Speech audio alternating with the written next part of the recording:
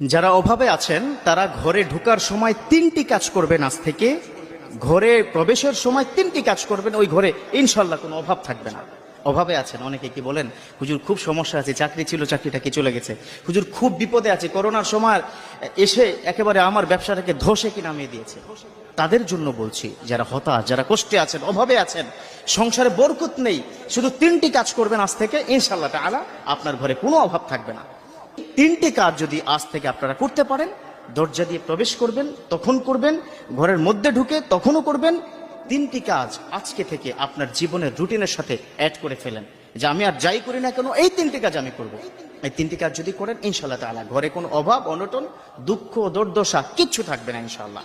আচ্ছা, এক নম্বর হচ্ছে ঘরে যখন প্রবেশ করবেন তখন সালাম দিবেন। এখন চিন্তা করবে অনেক যুবক বন্ধুরা, কি বলে না বলে, আমার স্ত্রীকে আমি সালাম দেব, লজ্জা লাগবে না? আমার ছোট বাচ্চাকে আমি কি সালাম দেব? খবরদার, আল্লাহ রাসূল সাল্লাল্লাহু আলাইহি ওয়াসাল্লাম গোটা জিন্দেগিতে বাচ্চাদেরকে সবার আগে সালাম দিতেন।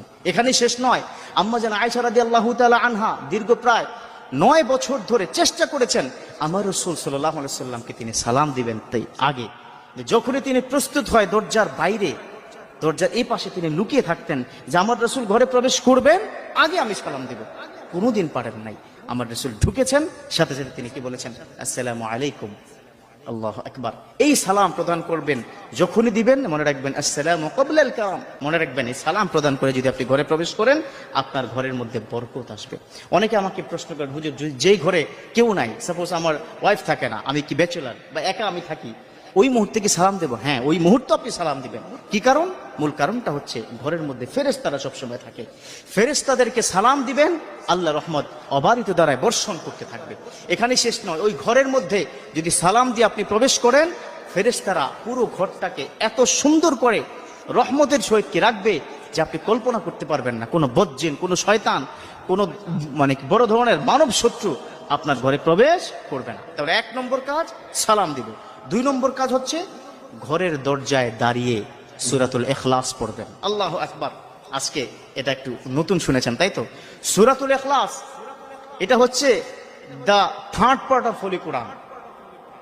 কোরআন শরীফের 3 ভাগের 1 ভাগ, 3 ভাগের 1 ভাগ, অর্থাৎ সূরা ইখলাস কেউ যদি 3 বার পড়ে পুরো কোরআন খতম করার সওয়াব আল্লাহ পাক আমলনামায় দিয়ে দেয়। আল্লাহু আকবার। সেই সূরাতুল ইখলাস যখন আপনি ঘরের দরজায় দাঁড়িয়ে দরজা খোলার সময় পড়বেন, ওই ঘরের মধ্যে অভাব অনটন থাকবে না, থাকবে না, ইনশাআল্লাহ থাকবে না। এখানে শেষ না, দেখবেন কি ঘরের মধ্যে বরকত নাই। অনেকে এটা বলে যে হুজুর ইনকাম করছে অনেক, চাকরিতে হ্যান্ডসাম স্যালারি পাচ্ছে, কিন্তু ঘরের মধ্যে অসুখ বিসুখ লেগেই থাকে। আজকে থেকে আমলটা শুরু করে দিন। আপনি ঘরের কি দরজায় যখনই খুলবেন ওখানে দাঁড়িয়ে সূরাতুল ইখলাস পড়বেন, যখন বের হবেন যাওয়ার সময় সূরাতুল ইখলাস পড়বেন। এই ছোট্ট একটা আমল যদি করতে পারেন, ঘরের মধ্যে বরকত আর বরকত। স্বামী স্ত্রীর মধ্যে অনেক সমস্যা কিন্তু অনেক সময় হয়ে যায়, ওই মুহূর্তে যদি এই কাজটি আপনারা করতে পারেন, দেখবেন আপনাদের মধ্যে একটা সখ্যতা, একটা সুন্দর সম্পর্ক আপনার কি তৈরি হয়ে যাবে ইনশাআল্লাহ তাআলা।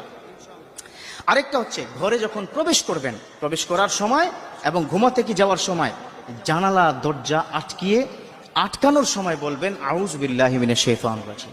কথা কি বুঝতে পেরেছেন? ঘরের দরজা জানালা যখন আমরা কি রাত্রিকালীন সময় আটকাই না, সবাই তো আটকে কিন্তু কি ঘুমাবেন, কারণ অনেক সময় বজ্জিন আপনার ঘরের মধ্যে প্রবেশ করে। যখনই আপনি দরজা বা জানালা আটকে ঘুমাবেন, আটকানোর সময় পড়বেন আউযু বিল্লাহি মিনাশ শাইতানির রাজিম। আল্লাহ তুমি শয়তান থেকে আমাদের হেফাজত করো, আমরা আশ্রয় প্রার্থনা করছি শয়তান থেকে।